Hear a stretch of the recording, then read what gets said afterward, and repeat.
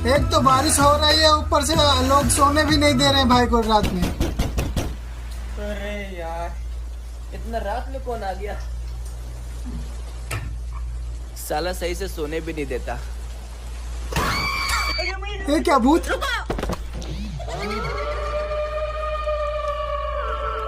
डरने की जरूरत नहीं है। अरे तुम चुड़ैल हो, चुड़ैल, डर तो लगेगा ही। मैं तुमको यहाँ डराने नहीं आई हूँ। तो फिर यहाँ क्यों आई है? बाहर बहुत बारिश हो रही है और मैं पूरा भीग चुकी हूँ। तो ये क्या करेगा? तो हम क्या करें? ये सुखा रहा है बैठ के।